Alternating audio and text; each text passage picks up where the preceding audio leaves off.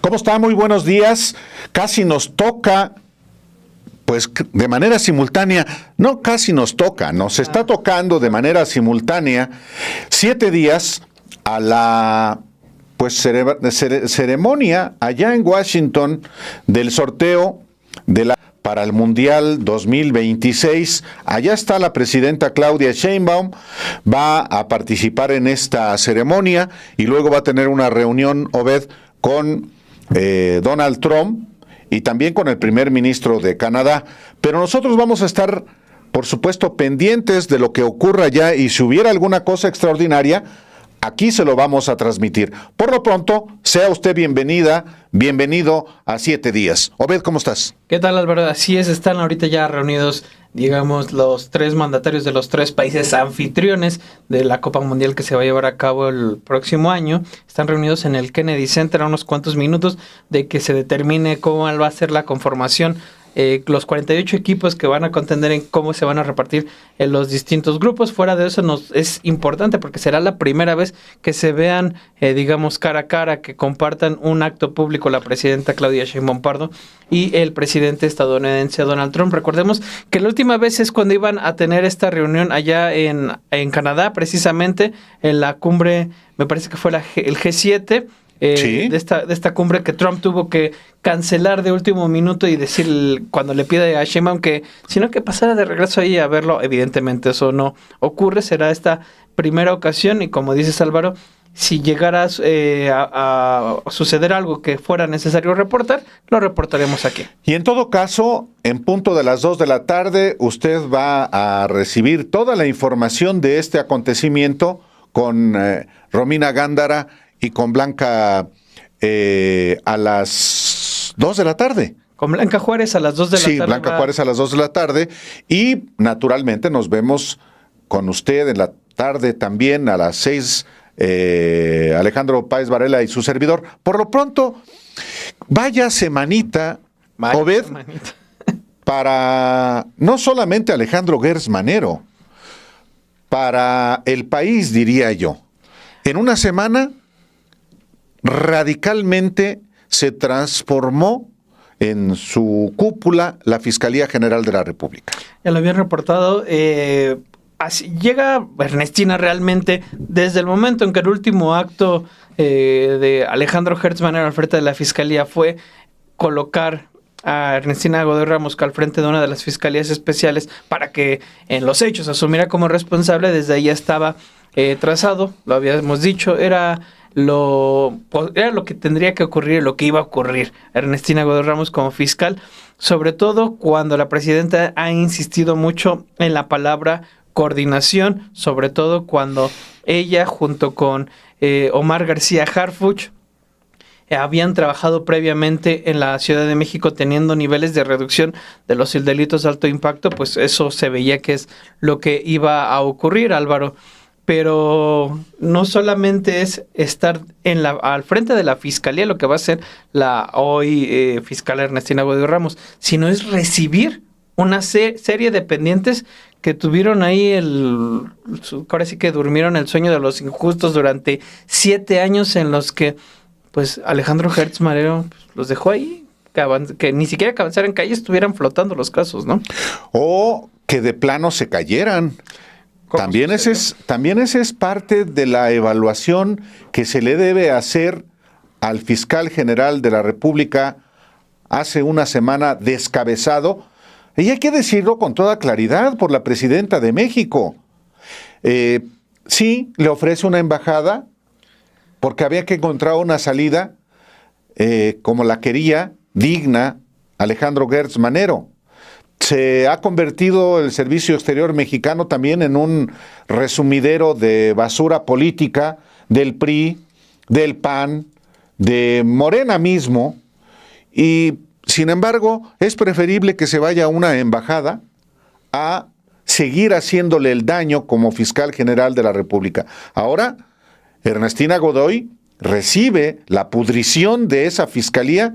Y bueno, de esto se trata también un reportaje, Obed, que les presentamos de arranque. Sí, vamos a presentarles este primer reportaje en el cual vamos a recorrer estos pendientes que va a recibir, que recibe ya, que tendrá que desde este momento atender desde el momento que asume la fiscalía, Ernestina Godoy Ramos. Vamos a ver este primer trabajo de 7 días y volvemos.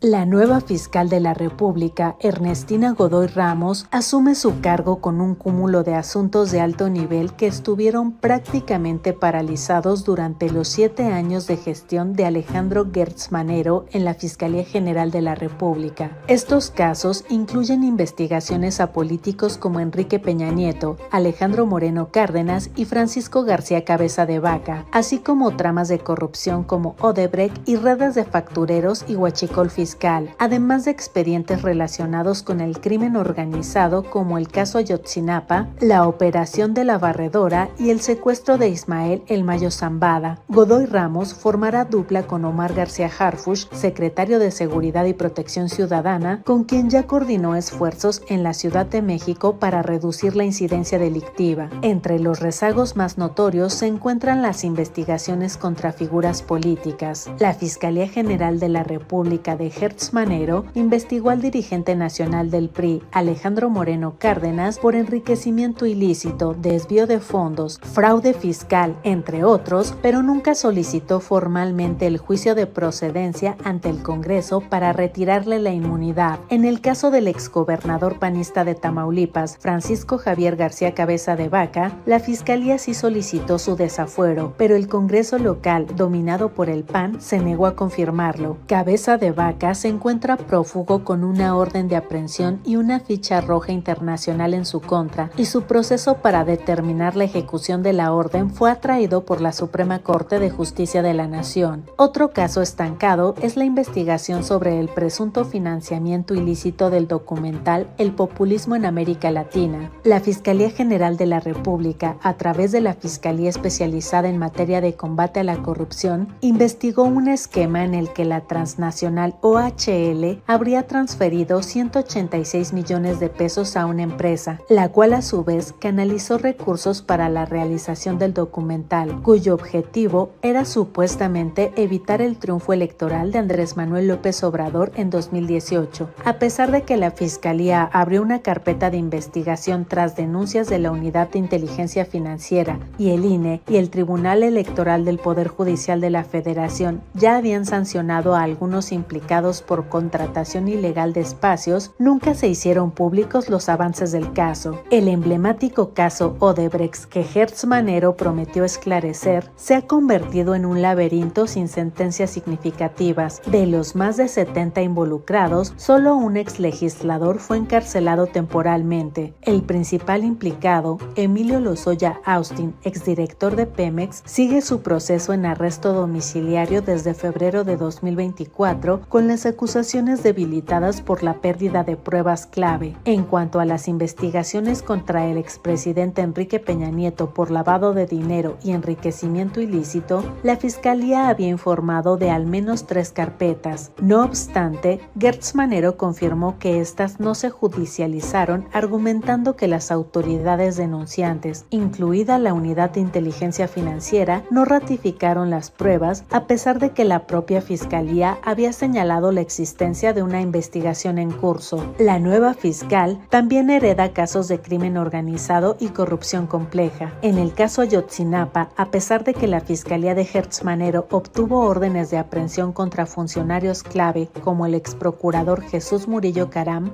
la búsqueda de los 43 normalistas y la judicialización de la mayoría de los responsables de alto nivel siguen pendientes. También se encuentra el caso de Raúl Rocha Cantú, presidente de Miss Universo, acusado por delincuencia organizada y huachicol, quien se acogió a un criterio de oportunidad como testigo colaborador protegido. Si bien reportes periodísticos sugieren que pudo haber corrompido a la Fiscalía General de la República para obtener su inmunidad. Adicionalmente, el caso de la red de huachicol fiscal, que permitió la entrada de combustible ilegal por los puertos de Altamira y Tampico, ha resultado en la vinculación a proceso de 14 personas. Por último, año, la Fiscalía General de la República tendrá que atender la investigación del grupo criminal La Barredora, donde el exsecretario de Seguridad de Tabasco, Hernán Bermúdez Requena, señalado como jefe del cártel, fue detenido en Paraguay y uno de sus líderes se convirtió en testigo protegido. Godoy Ramos deberá continuar con las investigaciones de la red de factureros. Desde 2019, la Fiscalía abrió una carpeta contra el abogado Álvarez Puga y su esposa, la exconductora Inés Gómez Montt, por delincuencia organizada y lavado de dinero, ligados a contratos públicos simulados para el equipamiento de penales federales. La detención de Álvarez Puga en Florida en octubre de 2025 reavivó la posibilidad de su extradición. También está el caso de Raúl Beiruti Sánchez, rey del outsourcing, investigado desde 2021 por su presunta participación en una red de factureras y outsourcing con recursos de procedencia ilícita, con irregularidades documentadas por decenas de miles de millones de pesos. Sheinbaum Pardo pidió que se aclare el estado de las investigaciones contra el exgobernador de Veracruz, Javier Duarte, y su exesposa Karime Macías, por desvío millonario de fondos y la solicitud de extradición contra Macías.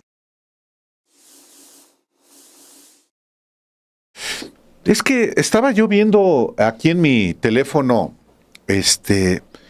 casos y casos y casos y casos que a Alejandro Gertz Manero se le cayeron, Obed, carpetazo tras carpetazo, incluyendo asuntos que tienen que ver con fiscalías estatales.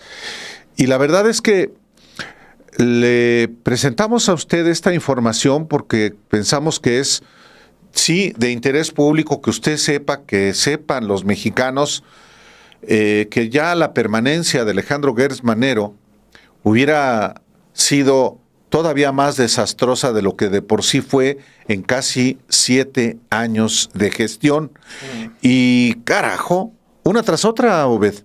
Sí, realmente lo podemos ver desde un punto de vista positivo, si lo quieres ver de, ok, se acaba de dar un cambio de rumbo. La propia presidenta, tú lo recuperaste hace una semana, cuando ella dice, bueno, sí, una buena gestión, lo que sea, pero sí se necesita ser más transparente, más, hacer una fiscalía distinta, una institución encargada de la procuración de justicia, que es la función, que sea distinta. Y si revisas lo que hace Gertz Manero, pues son 7 años que sí se van, prácticamente se pierden. Y hay un dato a partir de los distintos censos que hace el INEGI en relación al sistema de procuración de justicia precisamente.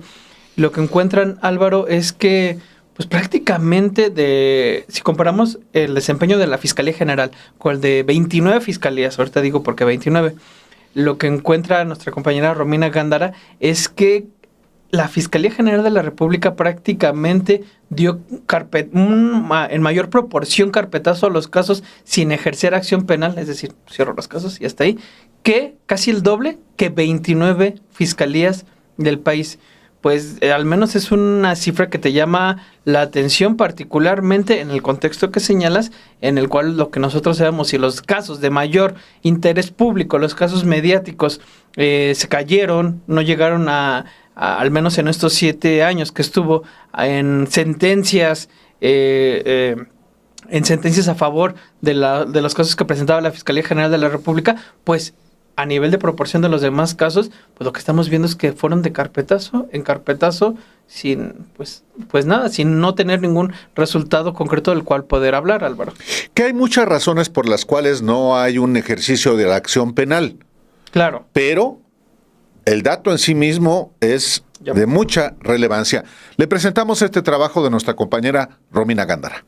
La Fiscalía General de la República de Alejandro Gertz Manero cerró durante 2024 un alto porcentaje de carpetas mediante el no ejercicio de la acción penal, en una proporción que fue el doble al acumulado de 29 fiscalías y procuradurías generales de justicia estatales, según datos oficiales. El Censo Nacional de Procuración de Justicia Federal y Estatal 2025, elaborado por el Instituto Nacional de Estadística y Geografía, revela que la Fiscalía General de la República República durante el año 2024 abrió 78.611 carpetas de investigación. En contraste, las fiscalías estatales mostraron una tendencia de incremento desde el 2020 hasta el año 2023 y en 2024 rompieron la tendencia al bajar a 1.908.616. En México, una carpeta puede concluir anticipadamente mediante el no ejercicio de la acción penal, cuando el Ministerio Público decide determinar que el hecho no es delito, no hay pruebas suficientes o existe una causa legal de sobreseimiento como prescripción, inocencia o muerte del imputado. Estas conforme al artículo 327 del Código Nacional de Procedimientos Penales. En ese mismo año, el 2024, la Fiscalía General de la República reportó 91.911 cierres en etapa inicial, de las cuales el 66.7% fue por no ejercicio penal. En el 17% sí hubo ejercicio penal, el 9.48% por incompetencia, además de acumulaciones, acuerdos reparatorios, archivos y criterios de oportunidad. En números absolutos, la Fiscalía General de la República registró 61.285 determinaciones de no ejercicio penal, un aumento respecto a 2023, mientras que las judicializaciones disminuyeron a 15.595 frente a las 16.463 del año previo. Esto significa que la Fiscalía Federal redujo los casos que llevó ante un juez y aumentó los que descartó. En las fiscalías estatales, del total de 1.520.535 determinaciones o conclusiones, de las cuales el 37% corresponden a archivos temporales, 31.1% a no ejercicio penal y 16.3% al ejercicio penal. Esto muestra que las entidades ejercen acción penal proporcionalmente más que la Fiscalía General de la República y concluyen un menor porcentaje de investigaciones sin judicializar. Incluso en números absolutos, las fiscalías estatales superan a la Fiscalía General de la República. En 2024 concluyeron 247.312 carpetas con ejercicio penal, mientras que en 2023 fueron 187.807. Es decir, registraron un aumento, mientras que la Fiscalía General de la República redujo sus conclusiones con judicialización. Por otra parte, en materia operativa, la Fiscalía General de la República llegó a 2024 con 6.154 órdenes de aprehensión pendientes. Se giraron 2.461 y se cumplieron 2.897, cerrando el año con 5.715 sin ejecutar. También disminuyeron los aseguramientos de armas con un total de 24.236 armas aseguradas, es decir, una baja del 14.5% respecto a 2023. El censo también evidencia la disparidad estructural entre instituciones. En 2024 había 4.580 agencias del Ministerio Público en el país, de las cuales 165 pertenecían a la Fiscalía General de la República. Las estatales concentraron 4.415, lo que explica su mayor carga de trabajo, aunque no su mayor proporción de cierres sin acción penal frente a la Fiscalía Federal. En cuanto al personal, la Fiscalía General de la República se mantuvo estable con 20.214 trabajadores en 2024, cifra similar a años anteriores, pero destaca que pese a tener prácticamente la misma plantilla, aumentó la proporción de carpetas concluidas sin judicialización, mientras que los estados, con mucho más personal y agencias, registraron porcentajes menores. Otro contraste aparece en las áreas de inteligencia. La Fiscalía General de la República tiene 525 agentes en unidades de análisis criminal, más que en cualquier estado, pero la mayor parte se concentra en análisis táctico y en una categoría sin especificación, mientras que no se reporta personal en áreas esenciales como análisis de campo, bases de datos, desarrollo de software o análisis de contexto.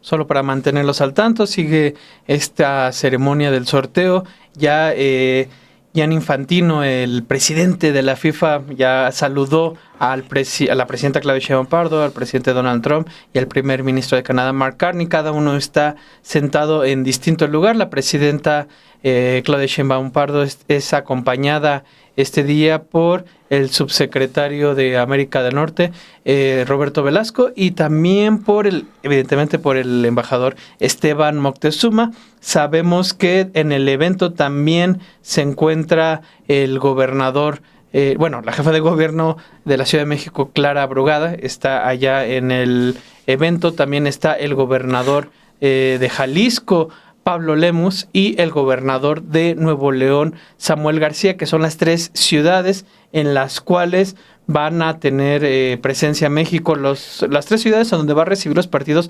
mundialistas en México. En total son, decíamos que son 16 ciudades, 3 en México, 2 en Canadá, que son Toronto y Vancouver, y 11 ciudades en Estados Unidos, de las cuales será en Nueva York donde se realice la final de este mundial. Sigue todavía avanzando, le seguiremos dando información en cuanto la tengamos, en cuanto tengamos algún otro tipo que sea otro tipo de dato relevante para dárselo a conocer. Continuando ahora sí, Álvaro, con estos, bueno, mira, ahí estaba. Sí, hay fotografías en las que aparece la presidenta de México, efectivamente, como tú lo refieres, Obed, con el subsecretario para América del Norte, Roberto Velasco, que está ejerciendo funciones de canciller, también el embajador de México en Estados Unidos, Esteban Moctezuma, y aquí vemos al embajador de Jalisco, Pablo Lemus, la presidenta de México y el presidente de la FIFA, momentos antes de este sorteo que se va a llevar a cabo ya. Aquí le vamos a seguir dando detalles de la información, y mientras tanto vamos al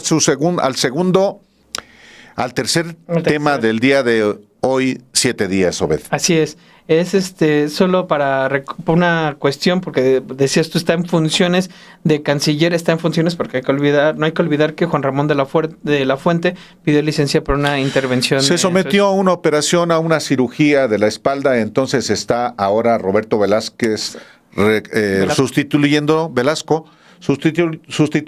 por un breve lapso. Entonces, ojalá que se recupere pronto y bien el canciller. Bien, ahora sí, retomando nuestros temas, mucha de la atención, Álvaro, se centró en Alejandro Gertz Manero. Por obvias razones renuncia a su cargo. Renuncia, se separa de su cargo el viernes. Pero lo remueven, que en realidad es eso. Sí, en los hechos termina siendo eso. Claro. Te invito a una embajada de un país amigo que una semana después seguimos sin conocer. Ya la presidenta dijo que por medio de que hay un proceso allá en ese país amigo que tiene que avanzar. ¿Qué es lo que ocurre normalmente? Se le plantea al país a donde se va a enviar a un embajador su beneplácito, así se le llama. Exacto, es decir, porque hay países que no aceptan. Eso también es una realidad. A ver, ¿no aceptó Panamá?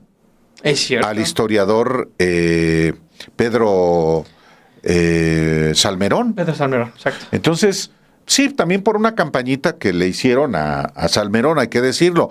Pero entonces, hay países que dicen, no, yo no le voy a dar el beneplácito a este personaje.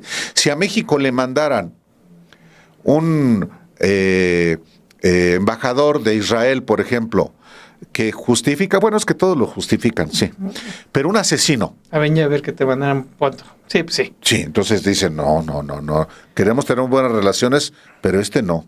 Eso es lo que está en curso. Exactamente. Dicho en ese contexto, todo se ha centrado, por lo mismo, y es entendible, en Alejandro Gertz Manero, pero también hay otro tipo de funcionarios que van pasando por esta cuestión de cierta autonomía y cuyas funciones cruzan indudablemente por cuestiones que tienen que ver para el combate a la corrupción, mayor transparencia, evitar que haya desfalcos, que haya desvíos de recursos. Uno de esos funcionarios, del cual hemos hablado aquí, pero también es importante traerlo a la mesa, a la discusión, es David Colmenares Páramo, el auditor superior de la Federación, una persona quien ya había trabajado en la Auditoría Superior de la Federación, que lo despiden, Álvaro, precisamente por no trabajar, por no hacer nada.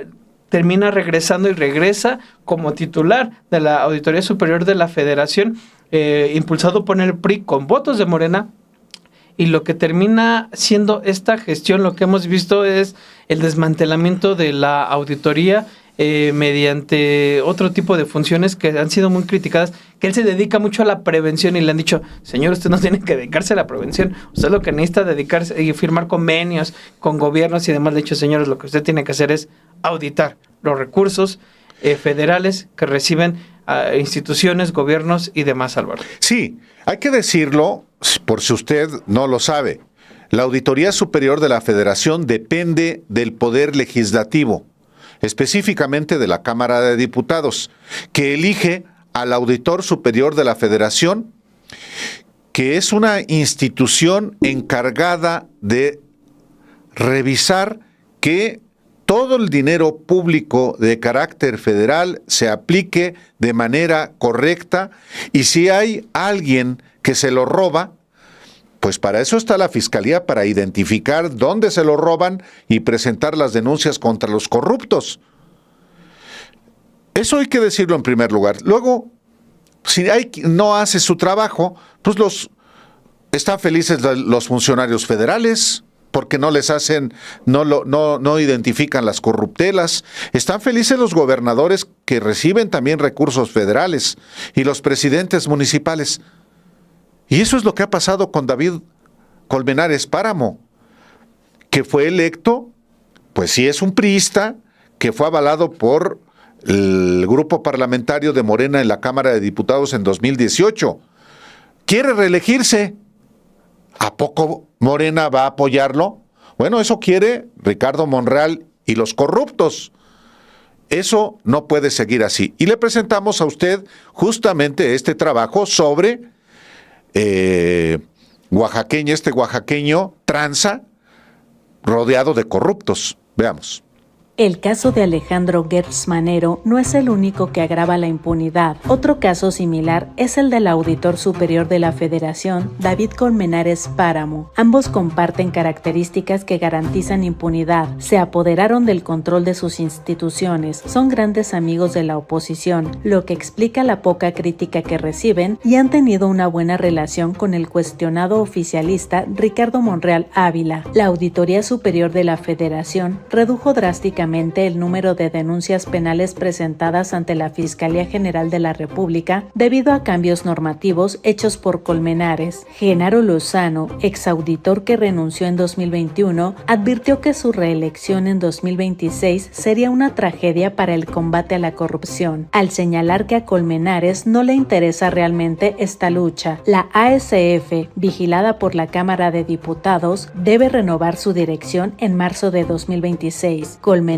designado por la Cámara Peñista en 2018, tiene la posibilidad legal de buscar la reelección por 8 años más. Lozano critica su discurso de dar preferencia a la prevención, algo que no es objetivo de la ASF, y su gran entendimiento con funcionarios de alto nivel, que según él, implica acuerdos para no avanzar en procesos sancionatorios. En agosto de 2021, Colmenares modificó unilateralmente el reglamento interno, concentrando en una sola persona la facultad de presentar denuncias penales. Esta facultad recayó en Nemesio Arturo Ibáñez Aguirre, su amigo y colaborador desde su época en la Secretaría de Finanzas de Oaxaca, quien sustituyó a un allegado de Rosario Robles, vinculada a la estafa maestra. Los cambios eliminaron del Consejo de Dirección a la auditoría interna y, lo más importante, quitaron a las áreas auditoras la capacidad de elaborar dictámenes técnicos y presentar denuncias. Esta concentración de funciones en la Auditoría Especial de Seguimiento ha creado un cuello de botella donde los asuntos pueden permanecer más de 4 años antes de posiblemente convertirse en una denuncia. Como resultado, de 5.513 asuntos observados con posibles irregularidades que suman más de 127,000 millones de pesos, solo se han presentado 27 denuncias ante la Fiscalía Anticorrupción y 12 asuntos ante el Tribunal Federal de Justicia Administrativa. Esto significa solo 39 acciones sancionatorias. Lozano advirtió sobre estas consecuencias a la Comisión de Vigilancia de la ASF en la Cámara de Diputados, pero no hubo respuesta. Él mismo relata que Colmenares le dijo que esa comisión le cayó como anillo al dedo por estar integrada por personas que conocía, como el diputado priista Pablo Guillermo Angulo Briceño. Colmenares tiene una amplia trayectoria en el PRI y ha sido señalado pasado por falta de resultados y el debilitamiento de las auditorías forenses. La exauditora forense Muna Dora Buchaín, a quien despidió, lo califica como un títere del grupo que lo llevó al poder. En 2023, una diputada morenista le entregó una olla con ratas de juguete, acusándolo de ser un tapador de la corrupción. Durante su gestión entre 2017 y 2021, Lozano presentó 138 denuncias penales por 21,000 millones de pesos. Al quitarle esa facultad, consideró que ya no tenía sentido permanecer en la ASF y renunció. En contraste,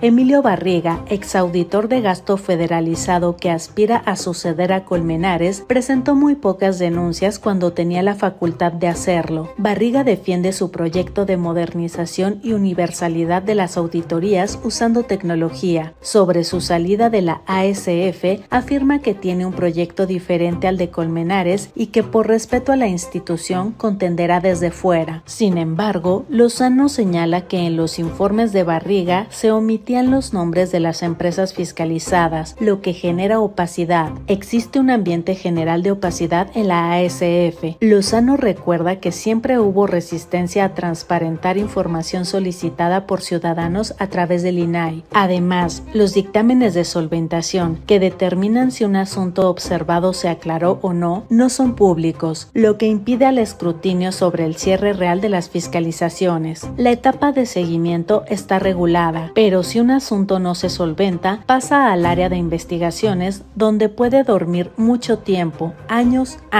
Esta burocracia y falta de transparencia es una de las razones claves por las que se ha reducido drásticamente la presentación de denuncias penales por parte de la Auditoría Superior de la Federación.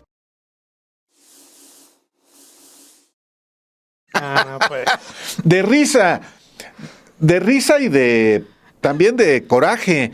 Le están dando a Donald Trump el premio de la paz de la FIFA. ¿Qué tontería es eso? Bueno, es parte de las complicidades de Donald Trump con el pelón que está ahí. Gianni Infantino. Pues claro, qué aberración. Pero bueno, eso es la FIFA y eso es Trump. Un premio ahí dorado con un mundo sujetado por unas 4 manos.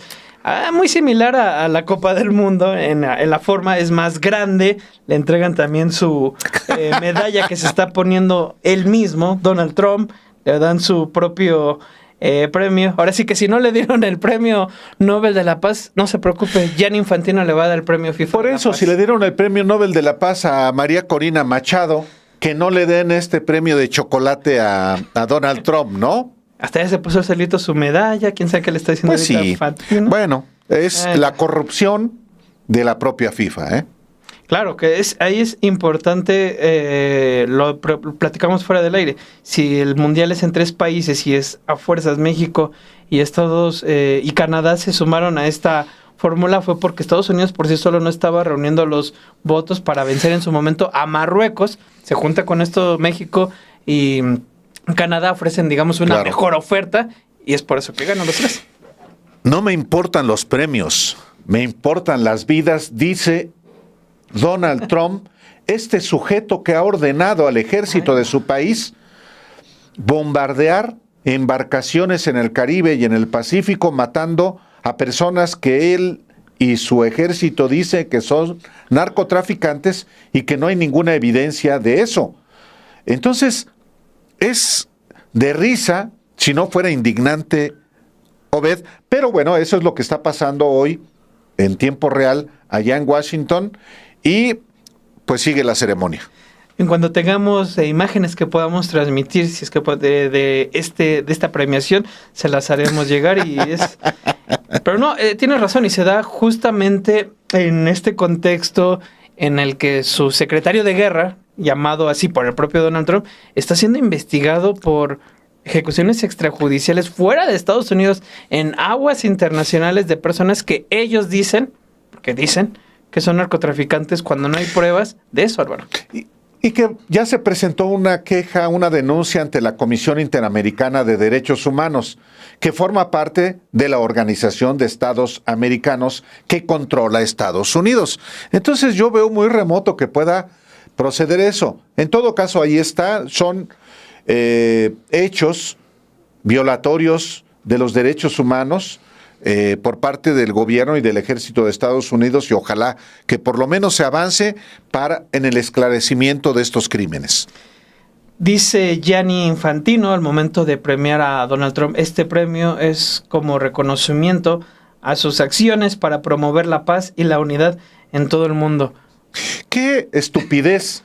Pero, insisto, pues no tiene la culpa Trump, lo tiene Infantino, finalmente la FIFA. Yo creo que es un exceso, puede ser muy cortés, porque a final de cuentas cortés. Es un país anfitrión, Estados Unidos, y el propio presidente es anfitrión de este sorteo, pero es un exceso. Premios aunque sea, no sea la región, o haces algo distinto, no. Pero al tipo que ha establecido una guerra arancelaria. Un asesino, un criminal, porque además es un delincuente, Donald Trump. Exacto, un delincuente sexual, de hecho. Sí, y evasor de impuestos. En fin, entonces no extraña, pues es parte de las complicidades que se dan al más alto nivel. Pues sigamos, Obed, con lo nuestro. Sí, más adelante le están dando ahorita un discurso a Donald Trump. Cuando tengamos mayor información se la vamos dando, pero sigamos en los temas que traemos con usted en 7 días, los temas que trabaja la unidad de investigación y también la unidad de datos. Vamos, Álvaro, a un tema que precisamente... de hecho, tenemos entre los temas, yo creo que sí valdría la pena adelantarlo, precisamente por la entrega de esta premiación EMA, el tema 5, para adelantarlo en relación a cómo Pete Hegseth ha sido señalado de precisamente ejecuciones extrajudiciales. Dime, Álvaro. Es que te interrumpo, Obed, justamente porque le pregunta la reportera de TV Azteca a Donald Trump qué opina de la presidenta de México, y Donald Trump dice: la presidenta Sheinbaum está haciendo un excelente trabajo y es una gran mujer. Es un honor, dice, estamos estableciendo todos los récords y nos está ayudando a establecer todos los récords. Esto es lo que le respondió Donald Trump a TV Azteca. A TV Azteca. Es importante que ellos pensaban que les iban a dar ahí la nota garrafal. Pues no, realmente están metidos de momento en eso. Esto lo estamos transmitiendo en vivo mientras estamos viendo lo que ocurrió poco antes de iniciar la ceremonia. Y sí, yo creo que sí valdría la pena adelantar esto que tenemos, este trabajo que hizo nuestra compañera Nora Nancy Gaspar Reséndiz en relación a los señalamientos de ejecuciones extrajudiciales que está enfrentando el secretario de Guerra de Estados Unidos, Pete Hegseth, y sobre todo un trabajo en el que da cuenta cómo parte de estas víctimas en realidad no tenían, Álvaro, ya sea sus familias lo han demostrado y demás, no tenían ninguna relación, no eran narcotraficantes como alega Estados Unidos. Uno de ellos, de hecho, sus familiares ya han llevado el caso ante la Corte Interamericana de Derechos Humanos. Vamos a ver este reportaje de nuestra compañera y regresamos. La orden era matar a todos, afirmó un testigo sobre el ataque que instruyó Pete Hegseth, secretario de Defensa de Estados Unidos, el pasado 2 de septiembre contra una embarcación en el Mar Caribe, el primero desde que inició la campaña contra presuntos narcotraficantes que ordenó el presidente Donald Trump, que hasta el momento ha dejado al menos 80 personas muertas y que ha sido calificada de ejecuciones extrajudiciales. De acuerdo con ese testimonio, referido y publicado por el diario The Washington Post, ese 2 de septiembre, el ejército estadounidense bombardeó a una embarcación frente a las costas de Trinidad y Tobago, acción que fue transmitida en tiempo real por un dron y de la que lograron sobrevivir 2 hombres. Sin embargo, siguiendo las instrucciones del secretario Hegseth, se ordenó un segundo ataque, el cual finalmente propició la muerte de ambos hombres. Organizaciones internacionales, expertos legales e incluso funcionarios gubernamentales gubernamentales han calificado como ilegales las acciones militares ordenadas por Trump. Asimismo, se han dado a conocer denuncias de familiares de las víctimas, quienes buscan no solo la reparación del daño, sino hacer público que éstas eran inocentes, algunos de ellos simples pescadores, como es el caso del colombiano Alejandro Carranza Medina, por quien incluso se presentó una denuncia ante la Comisión Interamericana de Derechos Humanos. Otro caso es el de Jonathan Obando Pérez, quien sobrevivió a un ataque militar por parte de Estados Unidos ocurrido el pasado 16 de octubre y quien desde el pasado 28 de octubre fue dado de alta del Hospital de Kennedy de Bogotá, Colombia, y quien goza de plena libertad ya que no se ha podido comprobar que esté involucrado en ningún delito, lo que confirma lo dicho por expertos, que la orden de acciones militares contra presuntos narcotraficantes en realidad se trata de ejecuciones extrajudiciales por parte del gobierno encabezado por Trump. La campaña militar de Trump ha sido condenada incluso por los propios republicanos. Por ejemplo, los republicanos que encabezan los comités de las Fuerzas Armadas del Senado y la Cámara de Representantes se unieron a los demócratas para exigir una investigación exhaustiva sobre el ataque que se registró el pasado mes de septiembre en el Mar Caribe, hecho por el que incluso rompieron con el presidente estadounidense. Expertos también han hecho hincapié en que en caso de que sí existan narcotraficantes intentando llegar a Estados Unidos, estos tampoco representan una amenaza real para ese país, por lo que tampoco es justificable las acciones que han emprendido el mandatario estadounidense, quien argumenta un conflicto armado contra su país cuando este no existe en la realidad. Y pues habla Donald Trump y pues se baña en... Ahora sí que se la baña, como dicen allá en el norte. Dice, hace un año no éramos el mismo país que somos ahora, gracias a mi liderazgo. Un liderazgo, Álvaro, que lo tiene en un índice de aprobación que va en picada. De hecho, hoy sale el New York Times que sus medidas por su pobre gestión económica lo tienen como uno de los presidentes más impopulares. Evidentemente, pues como dices, es su día, parece que es más que el sorteo, pareciera que es su fiesta. Incluso está diciendo, hemos puesto fin a tantas guerras en tantos lugares y también han iniciado unas Sí, no le pasamos imágenes porque son imágenes de la FIFA y es un negocio, no es algo público. Entonces también por eso no pasamos imágenes ni fotografías. Pero pues sí, hemos puesto fin a tantas guerras en tantos lugares, dice Donald Trump. Hemos logrado algo que nunca hubiéramos pensado, dice Donald Trump en este momento. También en un rato va a hacer uso de la palabra la presidenta de México, Claudia Sheinbaum. Se prevé que salgan al menos en este templete principal. Ya salió Trump, ya le dieron su premio y todo eso. Se espera que también estén ya posteriormente la presidenta Claudia Sheinbaum Pardo y el primer ministro de Canadá, Mark Carney. ¿A qué vamos, Obed? En 7 días que usted lo sabe, es producto del trabajo que todos los compañeros de Sin Embargo realizamos en el curso de la semana y que aquí le presentamos 7 trabajos de ellos. Exacto, vamos ahorita, Álvaro, nos habíamos saltado este trabajo que preparamos sobre Jorge Romero Herrera. El jefe del cártel inmobiliario. El cacique del PAN, la Ciudad de México. El mismo personaje que ha relanzado al Partido Acción Nacional hacia sus orígenes de derecha con esto de patria. No, ni siquiera, no los orígenes, se ha ultraderechizado. ¿Sí? Eso siempre ha sido el PAN un partido de derecha, siempre, desde su origen, pero se ha hecho más a la extrema derecha. Con Calderón ocurrió eso, con Fox también, naturalmente, pero qué curioso, Obed, ahora Jorge Romero Herrera promocionándose a la manera de Ricardo Anaya. Más aún en cuestión en relación al PAN. De hecho, sus cuentas personales en redes sociales le ha metido más dinero que el PAN le ha metido a las mismas cuentas en redes sociales, con más posteos, con más imagen y demás. Todos sabemos que haces muy bien en mencionar esto de Ricardo Anaya. ¿En qué acabó lo de Ricardo Anaya con toda la imagen que le metió? Pues en su candidatura, ¿no? Exactamente.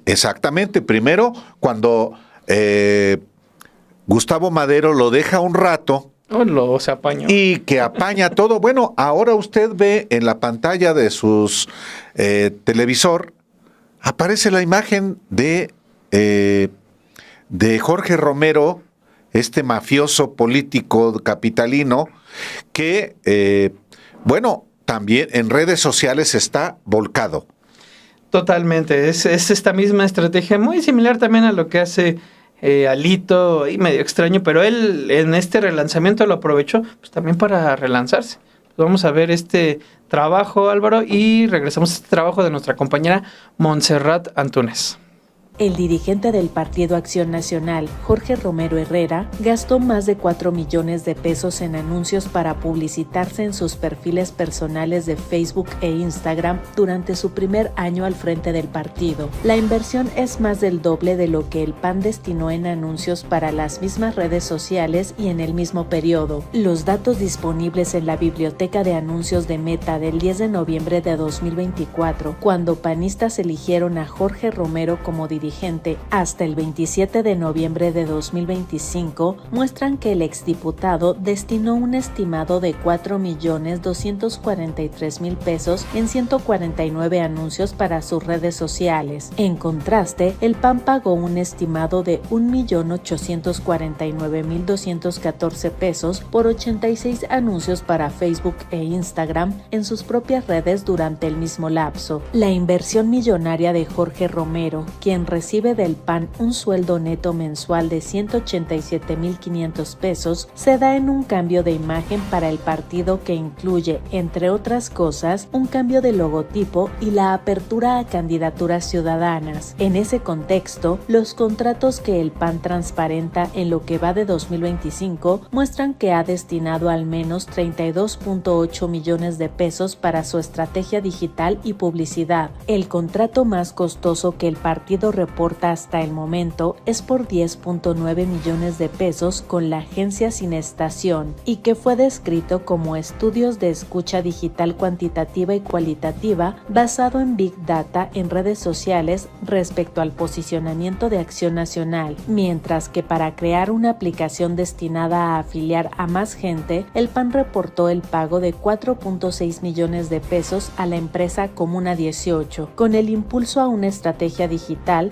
Jorge Romero ha prometido que la meta principal del PAN será ganar elecciones, ya que actualmente solo gobiernan en Chihuahua, Guanajuato, Aguascalientes y Querétaro.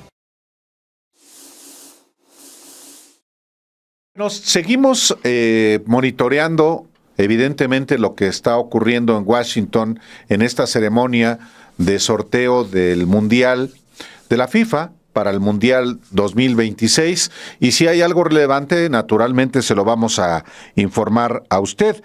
Vamos a continuar con nuestros trabajos que le presentamos a usted cada 8 días, y ahora, Obed, pues hay información también relevante en... Están saliendo ahorita ya el templete, ya salió Mark Carney primero. Ah, mira. Luego le sigue la presidenta Claudia Sheinbaum Pardo. Están saliendo los están colocando frente a una especie de urnas donde vienen las bolitas que van a determinar cómo se conforman cada uno de los grupos, y el último en pasar es el recién premiado con el galardón FIFA de la Paz, Donald Trump. Está cada uno. No te rías. Ya están los tres y está iniciando, Álvaro. Esto es básicamente el acto del protocolo, ¿no? Ojalá tuviéramos una captura de pantalla para poder compartirla con usted en este momento, pero en todo caso, pues le informamos a usted de lo que está aconteciendo. Vamos también a referirle a usted, si no en este espacio, más tarde, en la reunión privada que tendrá la presidenta de México, Claudia Sheinbaum, con Donald Trump, la primera vez que se van a encontrar frente a frente pues sí, como mandatarios, y también tendrá la presidenta de México encuentro con Mark Carney, el primer ministro de Canadá. De manera que vamos a continuar, si te parece, Obed, con otro tema. Sí, vamos a hablar de uno de los amigos de el presidente Donald Trump precisamente esta semana. Un comité de republicanos independiente al que esté investigando toda la cuestión de el involucramiento de distintos personajes con Jeffrey Epstein, publica 212 imágenes y una serie de videos del interior de esta isla privada de Jeffrey Epstein en Islas Vírgenes, en donde se cometieron toda clase de abusos contra mujeres, muchas de ellas niñas de hasta 11 años. Álvaro, es una serie de imágenes que es importante dar a conocer, sobre todo porque el que lo da a conocer es este comité, que también es el que da a conocer el libro y la firma de Trump.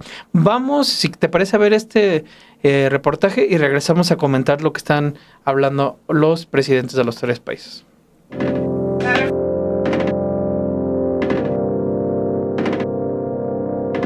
Los demócratas de la Cámara de Representantes hicieron públicas fotografías y videos de la residencia del desacreditado multimillonario Jeffrey Epstein en su isla privada del Caribe, Little St. James, conocida también como la isla del pedófilo, donde según las acusaciones traficaba con niñas menores de edad con fines sexuales.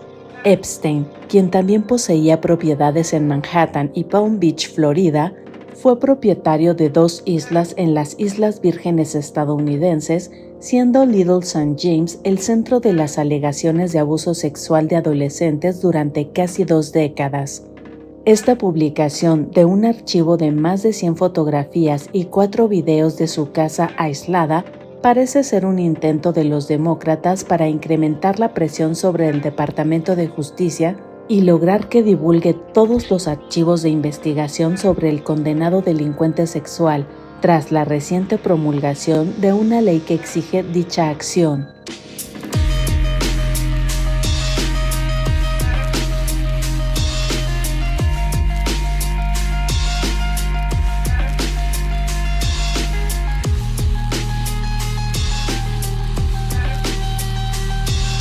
Las fotografías y videos de la residencia de Epstein, quien se suicidó en 2019, revelaron áreas interiores y exteriores con una decoración sencilla, además de recorridos por la propiedad y vistas aéreas. Entre los detalles más destacados se encontró una habitación adaptada como consultorio dental con equipo y paredes adornadas con 10 máscaras de rostros masculinos, lo que The New York Times vinculó a la última novia de Epstein, Karina Zuliak, quien era dentista. Otra imagen mostraba una sala con una pizarra donde se leían palabras como verdad, música, engaño y poder, junto a otras como fin, fi, intelectual y político, algunas censuradas.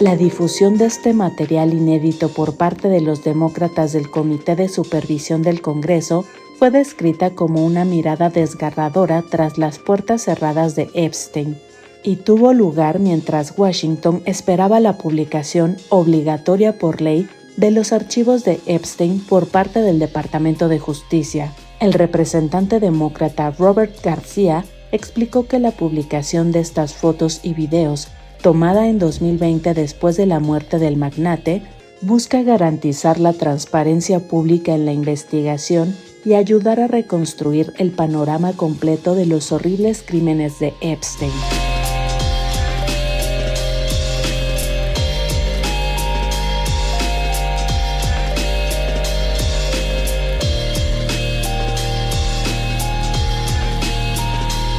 Las tomas interiores detallaron varias estancias de la mansión, incluyendo 2 dormitorios, un baño, un almacén o depósito y un salón biblioteca. También se difundió un primer plano de un teléfono con los nombres de las teclas de marcación rápida tachados. Los videos incluían grabaciones exteriores, un paseo por el jardín que culmina en una piscina y un plano aéreo del mar, y recorridos por varios dormitorios, uno de ellos guiados por una persona con el rostro cubierto. Adicionalmente, el material contenía fotos de fotos, una de las cuales mostraba a Jeffrey Epstein junto a Ghislaine Maxwell, su cómplice en la obtención de víctimas.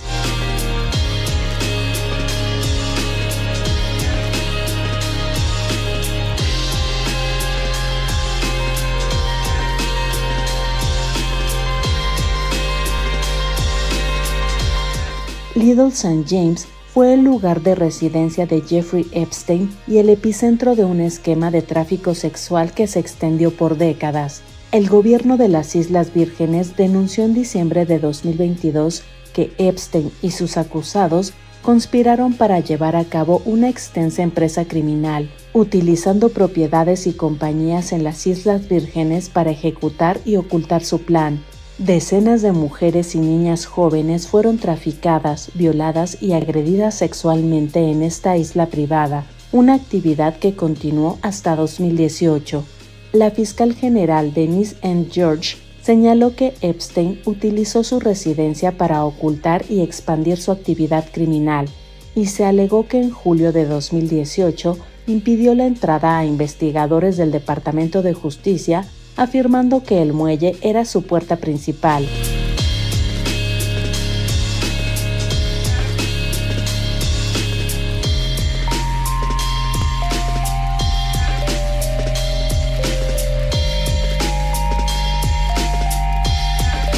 En 2022, el fiscal general de las Islas Vírgenes de Estados Unidos anunció un acuerdo con el patrimonio de Jeffrey Epstein. Sus coejecutores y 10 entidades resolvieron una acción de aplicación de la ley presentada en 2020 bajo diversas legislaciones. Como parte de esta resolución, el patrimonio acordó vender ambas islas, Little St. James y Great St. James. Esto se concretó en mayo de 2023, cuando la inversionista estadounidense Stephen Dekoff de SD Investment LLC compró las dos islas caribeñas por $60 millones. Dekoff planea construir un resort de lujo y parte de las ganancias de la venta se destinarán al gobierno de las Islas Vírgenes, como parte del acuerdo con la herencia de Epstein.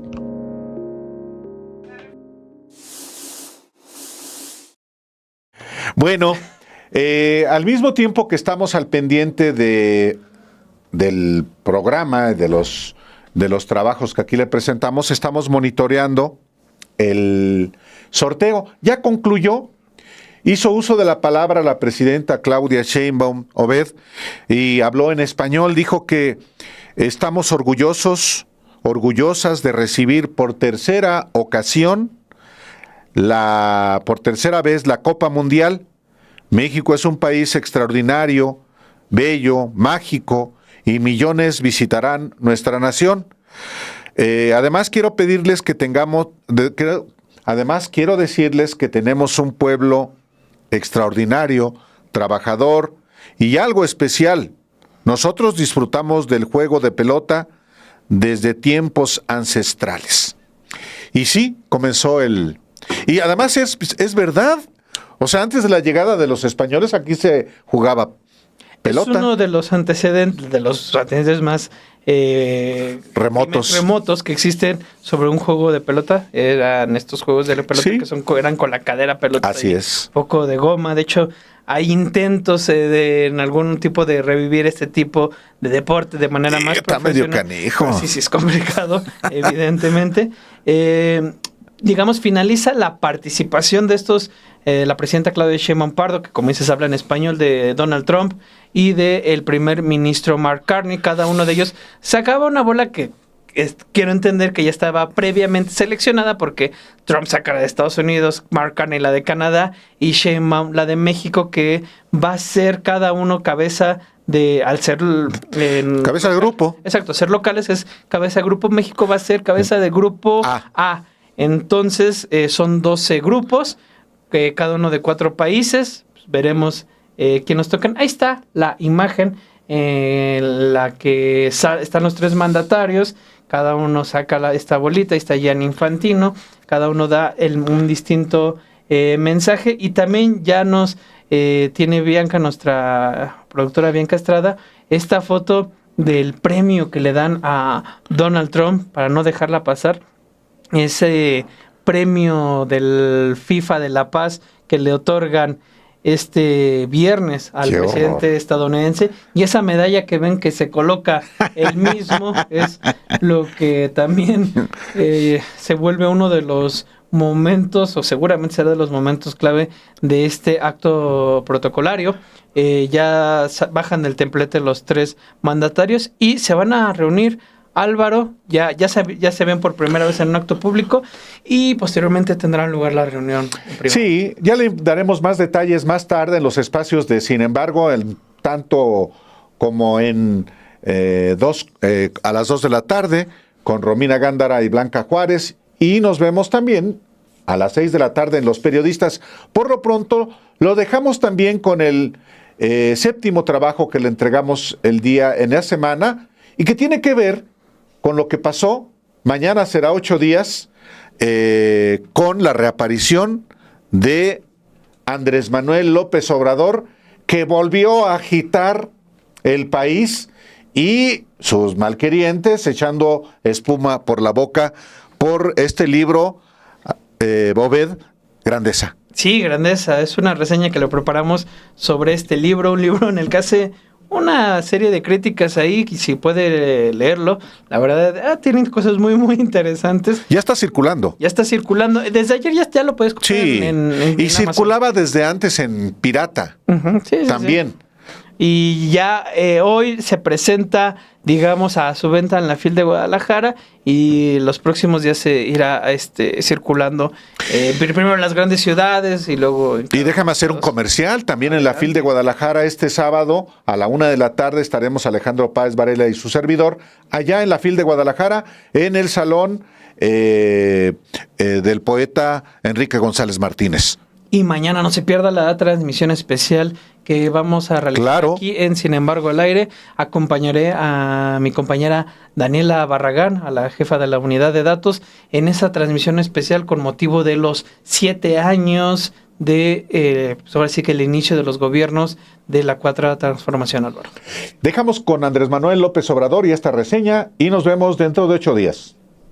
En su obra más reciente, Grandeza, el expresidente Andrés Manuel López Obrador ofrece una profunda y polémica revisión de la historia de México, centrando su análisis en la conquista española. El texto no solo aborda el proceso de ocupación militar, sino que se adentra en lo que el autor denomina la colonización mental y la manipulación masiva perpetradas por las oligarquías dominantes. A través de este libro, López Obrador busca refutar las narrativas históricas tendenciosas que a su juicio se justificaron con propaganda, como la invención de los sacrificios humanos y el canibalismo, con el fin de encubrir la esclavitud, el exterminio cultural y la avaricia. Su propósito es exaltar la grandeza de las civilizaciones mesoamericanas. Dentro de su crítica a la conquista, López Obrador tacha a Hernán Cortés como uno de los políticos más siniestros y farsantes en la historia del mundo, obsesionado con el oro. Esta obsesión y sed de riqueza, según el expresidente, se resume en la famosa frase atribuida al conquistador: tenemos yo y mis compañeros mal de corazón, enfermedad que sana con ello. Para López Obrador, comparados con Cortés, otros tiranos palidecen o pueden considerarse de segunda. El autor argumenta que el estigma del masoquismo y del complejo de inferioridad fue impuesto por la invasión española y se mantuvo a lo largo de la historia de México, latente en la esencia del pensamiento conservador actual. Sostiene que la colonización mental y la manipulación masiva fueron instauradas por la oligarquía dominante en cualquier época, y que esta élite utiliza prejuicios y epitelios discriminatorios como naco, chairo, indio, patarrajada, entre otros, para manifestar y mantener viva la discriminación contra el pueblo mexicano. López Obrador sostiene que la razón principal para escribir Grandeza es demostrar que los mejores principios éticos y la bondad del pueblo y la nación mexicana son una herencia directa de las grandes civilizaciones de México prehispánico. Para sustentar esta hipótesis, el expresidente se apoya en el trabajo de un amplio abanico de especialistas, incluyendo antropólogos, sociólogos, historiadores, arqueólogos, expertos en biología, física y astronomía, así como en la interpretación de códices y el estudio de tradiciones. Frente a las narrativas de opresión, el libro busca refutar refutar de manera categórica la historia que atribuye a los pueblos indígenas antiguos prácticas de sacrificios humanos y canibalismo. El expresidente es contundente al afirmar que los sacrificios humanos y el canibalismo no existieron en el México prehispánico y que su invención correspondió al fanatismo y a una perversa estrategia urdida por Cortés y sus huestes para justificar la esclavitud, la crueldad, la avaricia y el despojo de los bienes y riquezas a los pueblos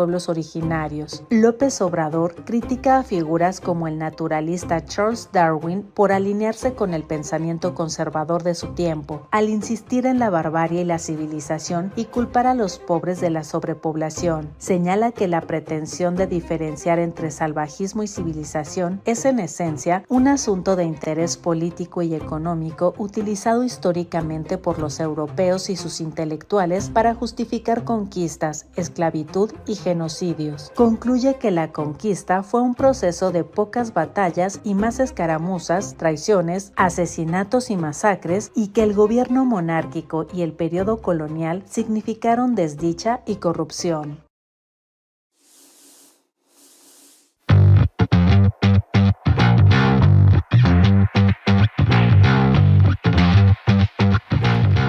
Siete días, el programa semanal de Sin embargo al aire, ahora en vivo y en nuevo horario. Ahora nos encontraremos con usted todos los viernes a las 11 de la mañana, después de Café y Noticias. Como todos los viernes, le presentaremos el trabajo del equipo de investigación de Sin embargo, con reportajes, entrevistas, crónicas, hallazgos. Recuerde, viernes a las 11 horas con Obed Rosas y Álvaro Delgado, por Sin embargo, al aire.